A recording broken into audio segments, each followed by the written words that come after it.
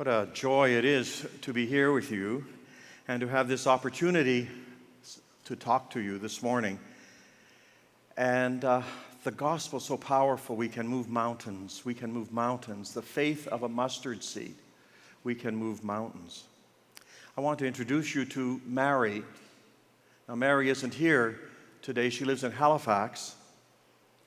But I want to tell you about my meeting with her, which contributed to changing an important attitude in my life. And I hope that it will contribute to changing an important attitude in your life.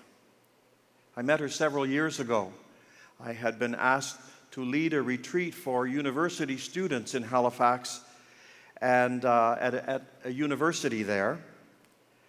And it was a lovely, lovely fall day. Bright, sunny, cool, fresh. And Mass was scheduled for noon, and it was going to be in the boardroom of the university. And you know what boardrooms are like, oversized tables, chairs all around, and the room was packed. People were sitting in the chairs, and people were standing around the room, and it was wonderful. And there was one chair at the table, and I knew that chair was for me because all the white linens were there, and the gold ciboria and chalice was there. I knew that was my spot. And when I came in, I saw that, and I noticed that there was a girl seated in the chair next to me, and she had her feet up on the table. I was shocked. I thought I really expected more from a university student. And my second thought was, I thought hippies went out in the 60s. So I sat down, and I knew I was going to have to tell her to move her feet. And I didn't want to start, by such a negative note. So I turned to the person to my left, and I introduced myself. And I went around the room, greeting people and saying what a nice day it was and what a good crowd and are you enjoying the day and blah, blah, blah, blah. And when I finally got to Mary, I noticed something that I hadn't noticed when I first came in, because she was wearing a bulky sweater. But Mary had no arms. She had no arms. And I soon learned that her feet were on the table because she was the lector for Mass.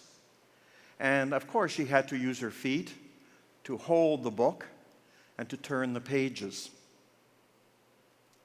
At first, I can tell you that I was ashamed of myself for the wrong judgment and a harsh judgment. And my new thoughts, my fresh thoughts were, I'm sitting next to courage. I'm sitting next to courage, not just that she's a courageous person, but that she was courage itself. Mass went on, as it does, and Mary read very, very well. I gave a homily. I have really no idea what I said, no recollection of what I said. And throughout the Eucharistic prayer, as I was praying the Eucharistic prayer, I was distracted. Every now and then, this thought came into my mind, what am I going to do with the sign of peace? She had no arms. I didn't want to do something inappropriate, touch her on the head or touch her on the shoulder. What do I do? So, bravely, let us offer one another the sign of peace. I turned to the person on my left. And I watched. I have no idea who was on my left. I watched to see what she was doing. And she was reaching out her foot, and people were shaking her foot, and I shook her foot. Peace be with you, Mary. She had introduced herself to me. Peace be with you, Mary. The first time and the only time I ever did that. And I told Mary that I wanted to have lunch with her. I wanted to have lunch with her. I wanted to know where Mary got her courage. For lunch, well, we had all been told to bring a bag lunch, so I had a sandwich and an apple or something. She had yogurt. And you know what the yogurt containers are like. With a little rim, she was holding it with her toes. And with her other toes, she took that top off, which is hard to do if you've got fingers. And she took it off, and that's when I said, Mary, I want to know where you got your courage. And she explained to me that when she was younger, she was often tempted to despair, to feel sorry for herself, because she could not do many of the things that her friends could do. But she said, my parents loved me very much, and they would not let me feel sorry for myself. She said, my mother would often tell me, Mary, and this is what I want you to remember, Mary, everybody has many things that they cannot do for one reason or another. And if you spend your life fretting about things you cannot do, worrying because you can't do some things, you're wasting very precious time. But you are a very blessed young woman. God has blessed you richly, and you have many gifts and talents. And your job is to develop the gifts and talents that God has given you and share them. You will have a very happy life. So Mary went on, and she told me when it came time to leave high school, I had to decide what I wanted to do. She said, and I knew I loved to read. And I knew I loved to write. And she said, these were gifts that lawyers need. So I decided, well, I'm going to become a lawyer. And that's what she was doing at that time. She was studying to be a lawyer at the university. And I know that subsequently she passed her exams and passed the bar exams, and she went to work for a while in Ottawa, worked for the government as a government lawyer, and then later went back to Halifax, where I understand she now lives and works. I have no idea what I said on that retreat, but I will never forget what Mary taught me. How often do we focus on what we cannot do, on things we find difficult or impossible, what others find easy and we might find difficult?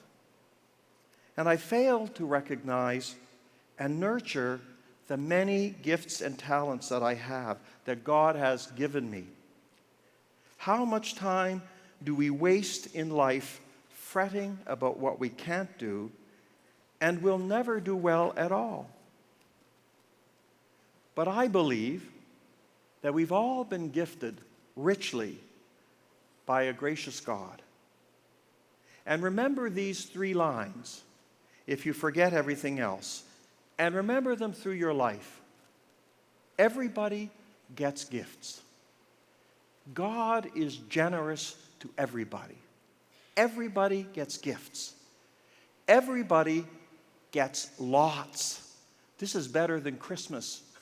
Everybody gets lots, and everybody gets different gifts. And we get them, as St. Paul says, for the common good, to be shared, to make the world a good place, a safe place, a wonderful place for all. We get these gifts and talents to move mountains. This is precisely how you move mountains, by sharing those gifts in your families, in your schools, in your parishes, in your communities, helping them thrive. And the more you share, the better you get at it. And the happier you are. And surprise of surprises, when you share your gifts and talents, you get more. God is not outdone by your generosity. When God sees that you're generous, He gives you more so that you can be even more generous. So, be grateful for the gifts you have received. That is what Mass is all about. It's all about thank you. It's all about gratitude. Let us give thanks to the Lord our God, we say. And you respond, it is right and just. And the priest goes on, it is truly right and just. It is our duty and our salvation always and everywhere to give you thanks, Lord, Almighty God and Father. Being grateful is being like Christ, who we remember at this Mass on the night before He died, took bread, gave thanks, took the chalice, gave thanks. Church is all about gratitude. It's all about gratitude. Gratitude to God. And that is our first and fundamental attitude. Be grateful for the blessings that God has showered upon you. As you set out to move mountains, my dear young people, remember to be grateful every day for the gifts that God gives you, for the gift that God makes you, for the gift that you are.